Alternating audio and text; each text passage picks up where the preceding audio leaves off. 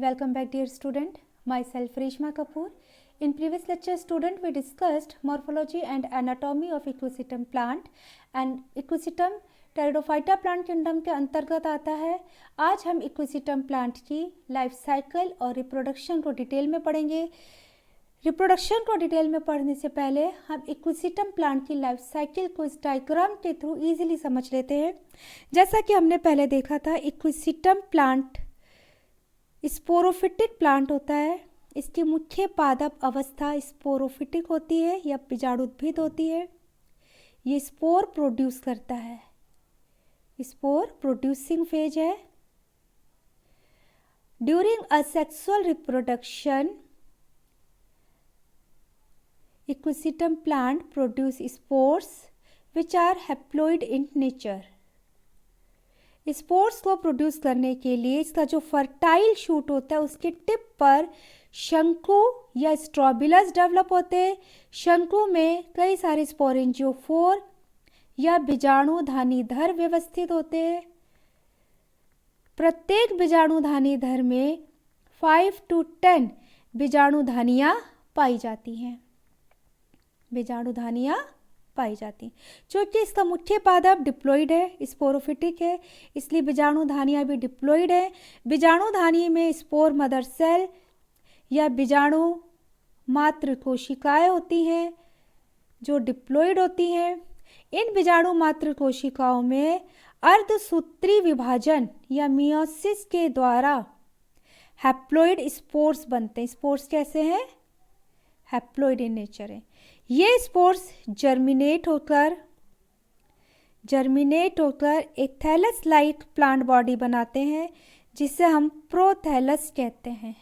Student यहाँ ध्यान रखिएगा कि इक्विसिटम के सभी स्पोर्स शेप एंड साइज में इक्वल है, सिमिलर होते हैं। इसलिए इक्विसिटम होमोस्पोरस जीनस है या सम बीजाणु का वंशज होता है। प्रोथैलस जो प्लांट है वो सेक्सुअल रिप्रोडक्शन के द्वारा male and female sex organ antheridium and archegonium produce करता है। एंथ्रीडियम में मेल गैमेट एंथेरोजोइड्स बनते हैं एंड आर्किगोनियम में एग का डेवलपमेंट होता है। ठीक है, आर्किगोनियम में फर्टिलाइजेशन होता है जिससे जाइगोट बनता है और डिप्लॉइड फेज फिर से आ जाती है। ये जाइगोट न्यू स्पोरोफाइट प्लांट बना लेता है। इस तरह से इक्विसिटम की लाइफ साइकिल में दोनों फेजेस एक दूसरे के बाद एकांतरित रूप में आती हैं। इसमें स्पष्ट रूप से पीढ़ी एकांतरण या अल्टरनेशन ऑफ जनरेशन पाया जाता है। साथ ही आपने देखा कि दोनों फेजेस जो है sporophytic phase and gametophytic phase एक दूसरे से इंडिपेंडेंट होती हैं। नाउ हम डिटेल में लाइफ साइकिल को पढ़ते हैं। सबसे पहले हम स्ट्रोबिलस का स्ट्रक्चर देखते हैं। स्ट्रोबिलस स्पोरोफाइट प्लांट की फर्टाइल शूट पर डेवलप होता है। फर्टाइल शूट के एपेक्स पर डेवलप होता है। प्रत्येक स्ट्रोबिलस में एक सेंटर एक्सिस होता है। यहाँ देखिए, this is a centre axis जिसके चारों तरफ स्पोरेंजियोफोर अरेंज रहते हैं। अगर हम यहाँ ड्रॉ करें, this is a centre axis और ये स्पोरेंजियोफोर इसके समकोण पर व्यवस्थित रहते हैं। ठीक है, एक्सिस के समकोण पर स्पोरेंजियोफोर अरेंज्ड होते हैं ऐसे। ठीक है, कुछ जातियों में क्या होता है, जो स्ट्रोबिलस होता है उसके आधार पर लीफ लाइक आउटग्रोथ्स भी पाई जाती हैं। ठीक है, लीफ लाइक आउटग्रोथ्स का एक वर्ल प्रेजेंट होता है जिसे एन्युलस या वलयिका कहते हैं। प्रत्येक स्पोरेंजियोफोर का स्ट्रक्चर हम देखें तो प्रत्येक स्पोरेंजियोफोर में एक स्टॉक होता है, ऐसे एक स्टॉक होता है और स्टॉक के शीर्ष पर एक डिस्क लाइक स्ट्रक्चर होती है, छत्रिकाकार डिस्क पाई जाती है। ये डिस्क है। इस डिस्क की लोअर सरफेस पर स्पोरेंजिया ऐसे लटकी हुई दिखाई देती है। ठीक है, डिस्क की लोअर सरफेस पर स्पोरेंजिया लटकी हुई दिखाई देती है ऐसे। स्पोरेंजिया का नंबर कितना होता है? 5 to 10 होता है। Structure of sporangia and development. तो स्पोरेंजिया का development students you sporangiate type का होता है, जो हम ऑलरेडी डिस्कस कर चुके हैं। यू स्पोरेंजिएट टाइप का होता है। सिलेजिनेला एंड साइलोटम में हमने यू स्पोरेंजिएट डेवलपमेंट को पढ़ लिया है। स्ट्रक्चर हम देखें तो प्रत्येक स्पोरेंजिया ऐसे सैक लाइक और बैग लाइक स्ट्रक्चर होती है, जिसकी 2 स्पोरेंजियल वॉल पाई जाती है। ये outer sporangial wall, this is inner sporangial wall. ठीक है, इन स्पोरेंजियल वॉल के अंदर की तरफ एक टैपेटम लेयर होती है। This is a tapetum layer. Tapetum एक न्यूट्रिटिव लेयर है, पोषक ऊतक है, जो डेवलपिंग स्पोर्स को या परिवर्धित होते बीजाणु को न्यूट्रिशन देने का काम करता है। तो ये तो है sporangial wall. This is tapetum, nutritive है, ये न्यूट्रिशन देने का काम करेगा ये। ठीक है, इस टैपेटम के अंदर स्पोर्स, मदर सेल्स, ये स्पोर्स मदर सेल्स,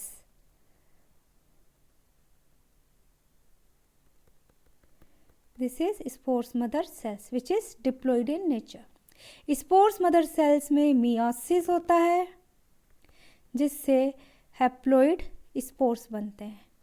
ठीक है, हैप्लॉइड स्पोर्स बनते हैं। जब हम मैच्योर स्पोरेंजिया को स्टडी करते हैं तो हमें टैपेटम दिखाई नहीं देती है, क्योंकि ये न्यूट्रिशन प्रोवाइड कर देने के कारण डिसइंटीग्रेट हो जाती है। स्पोर्स मदर सेल में भी 70% स्पोर्स मदर सेल्स जो है वो मियोसिस में जाती हैं और स्पोर्स का निर्माण करती हैं। शेष स्पोर्स मदर सेल्स विघटित हो जाती हैं। सभी स्पोर्स शेप एंड साइज में इक्वल है, शेप एंड साइज में इक्वल होते हैं, इसलिए इक्विसिटम होमोस्पोरस जीनस है और ये स्पोर्स जर्मिनेट होकर प्रोथैलस बनाते हैं। तो स्पोर्स जो हैं गैमेटोफिटिक जनरेशन की फर्स्ट सेल को निरूपित करते हैं। गैमेटोफाइट स्पोर्स गैमेटोफाइट की फर्स्ट सेल्स को निरूपित करते हैं। ठीक है, होमोस्पोरस है ये, होमोस्पोरस जीनस है ये। ऐसे क्वेश्चन ऑब्जेक्टिव में आ जाते हैं।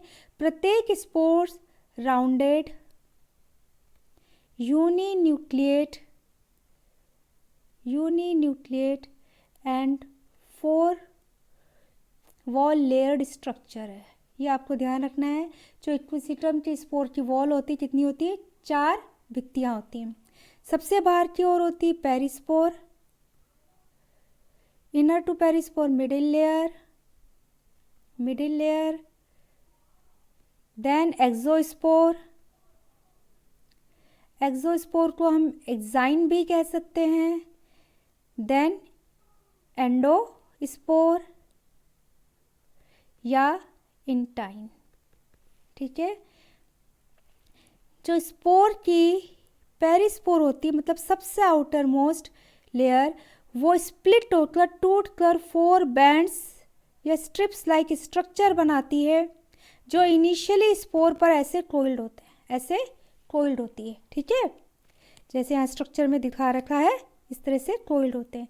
जब स्पोर डिस्पर्स्ड होते हैं तो ये बैंड्स खुल जाते हैं और चारों स्ट्रिप्स अलग हो जाती हैं, लेकिन एक पॉइंट से हमारे को जुड़ी हुई दिखाई देती हैं।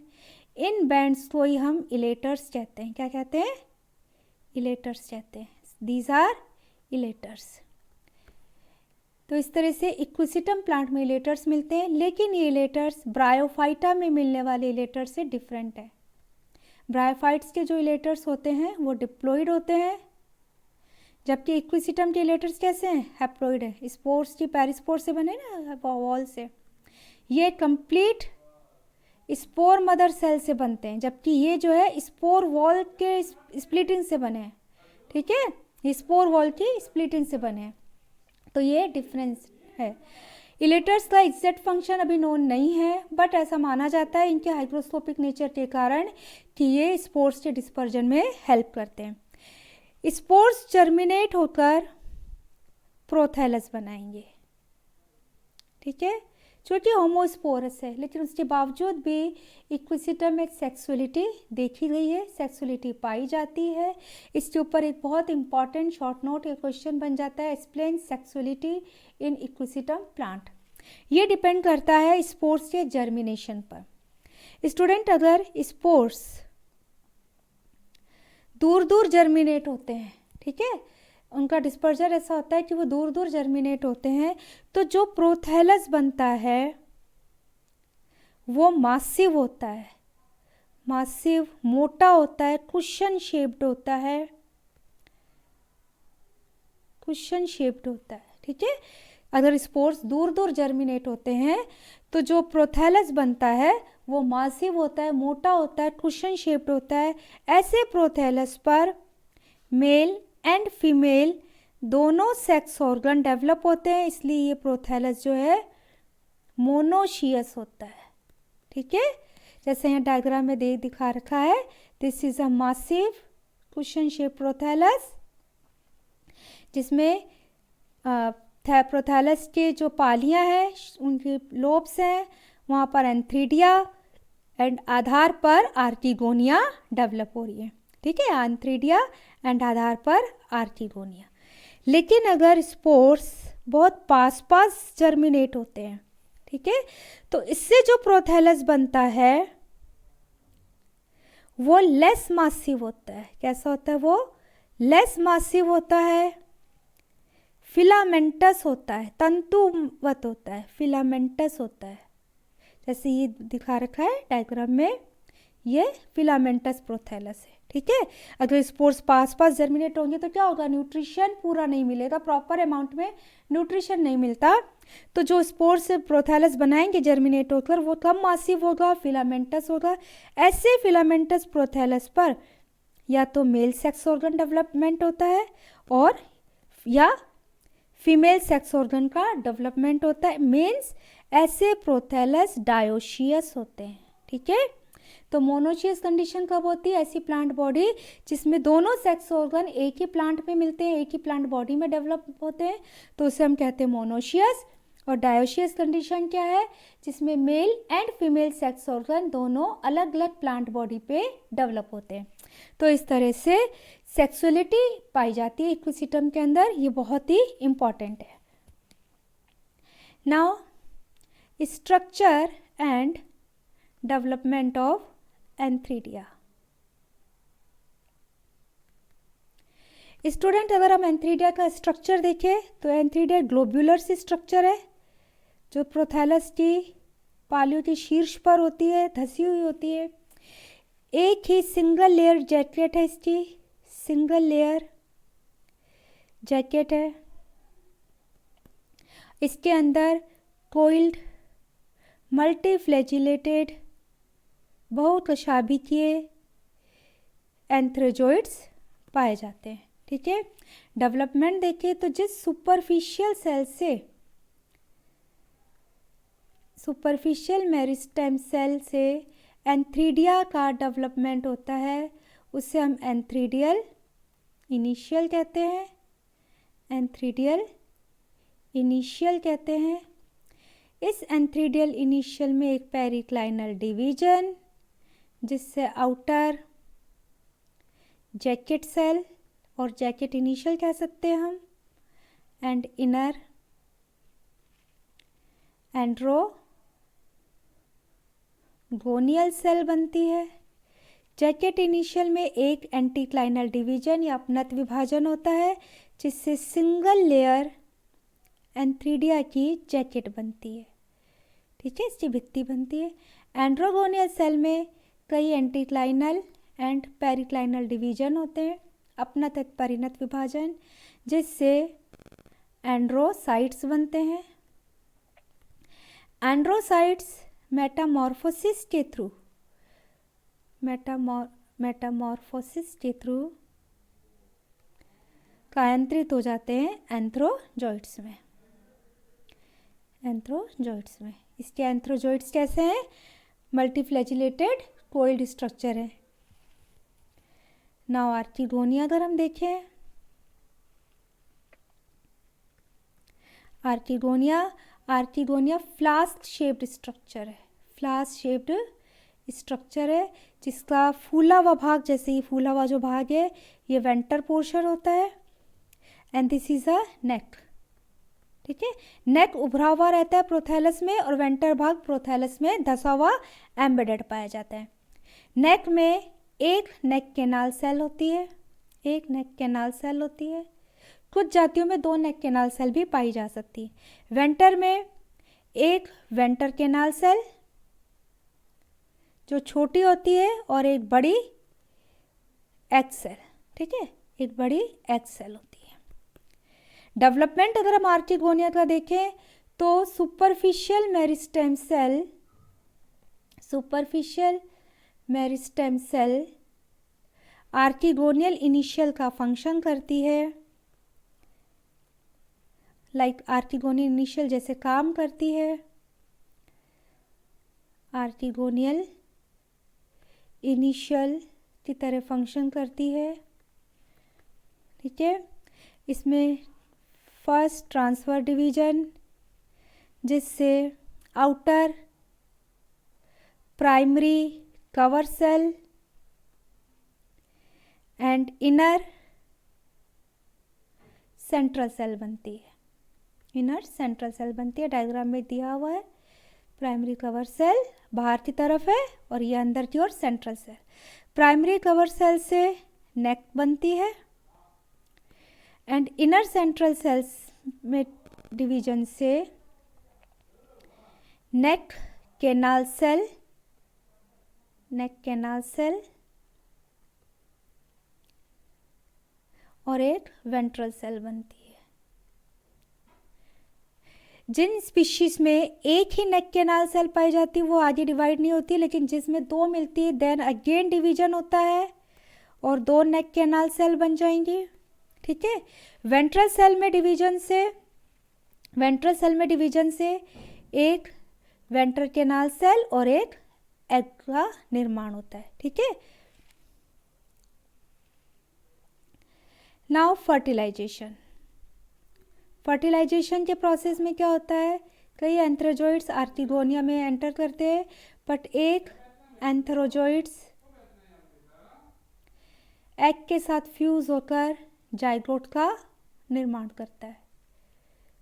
ये डिप्लॉइड होता है जाइगोट।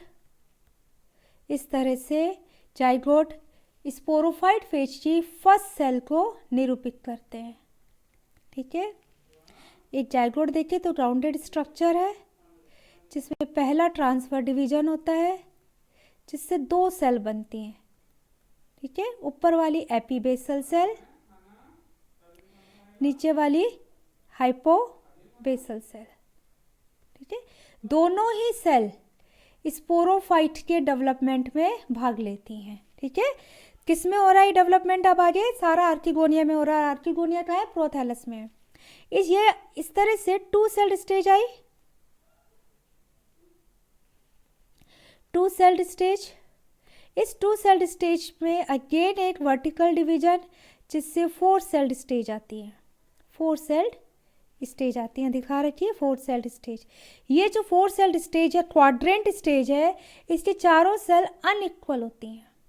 ठीक है, अगेन इसमें ट्रांसफर डिवीजन जिससे 8 सेल्ड स्टेज आती है जिसको हम ऑक्टेंट भी बोलते हैं। ठीक है, इस ऑक्टेंट की 4 एपीबेसल सेल और नीचे 4 हाइपोबेसल सेल होती हैं।